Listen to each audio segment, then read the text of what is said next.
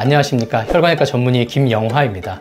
오늘은 투석혈관에 관련돼서 두 번째 시간이 되겠습니다. 저번 시간에 말씀드렸던 것처럼 오늘은 자가혈관을 이용한 투석혈관 조성술에 대해서 말씀드리겠습니다. 투석혈관을 만드는 곳은 대부분 처음 시작할 땐 팔에다 만들게 됩니다. 예를 들어서 오른손잡이인 경우에는 왼쪽에 먼저 만드는 것을 권장하고 있습니다. 그리고 가장 바깥쪽에서부터 투석혈관을 만들게 됩니다.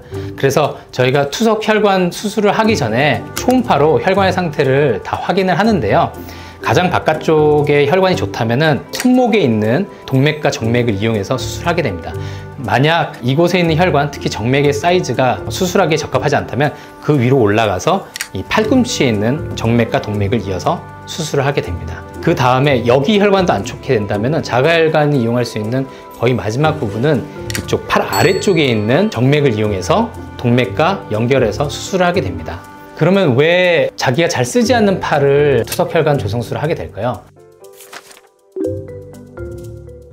그 이유는 굉장히 간단합니다. 투석혈관을 만들고 난 다음에 일정 부분 커지게 되면은 이 부분이 외부의 충격이라든지 이런 것에 의해서 손상을 받을 수가 있습니다. 예를 들어서 제가 오른손으로 많이 작업하는 사람이라면은 당연히 왼손보다는 오른손으로 일하다가 다칠 확률이 더 높겠죠.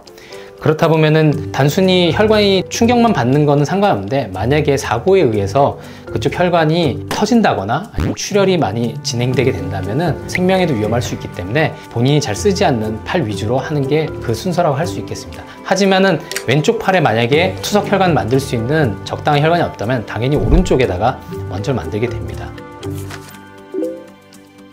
자가혈관을 이용한 수술이 우선이 될 수도 있고 인조혈관 수술이 우선이 될 수도 있습니다. 그것은 각자 환자의 상황에 따라 다릅니다. 예를 들어서 환자가 고령인 경우에는 자가혈관을 이용한 투석혈관 조성술을 했을 때 혈관이 잘 자라지도 않을 수 있기 때문에 그런 경우에는 인조혈관을 사용할 수도 있습니다.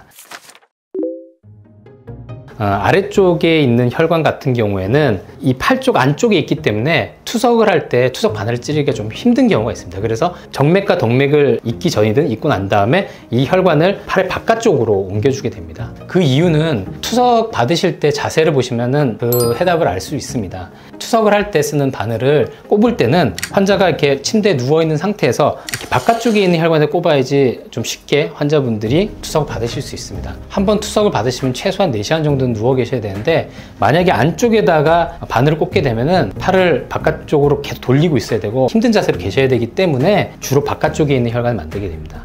그리고 안쪽에 있는 혈관도 아까 말씀드렸던 것처럼 이쪽에 팔이 몸통과 붙어 있기 때문에 여기에 바늘을 찌르게 되면 오랫동안 이 자세를 유지하시기가 힘드시기 때문에 주로 바깥쪽에 혈관을 만들게 되는 것입니다. 자가혈관을 이용한 투석혈관 조성술이 인조혈관을 이용한 것보다 장점이 있다면 당연히 첫 번째는 그 수명이 되겠습니다. 자가혈관 같은 경우에는 최소한 2, 3년 아니면 길게 쓴다면 거의 10년, 15년까지도 쓰시는 분들 제가 봤습니다. 하지만 인조혈관을 이용한 투석혈관 조성술을 받으신 분들은 수명 자체가 평균적으로 1년 반에서 2년 정도 되고요.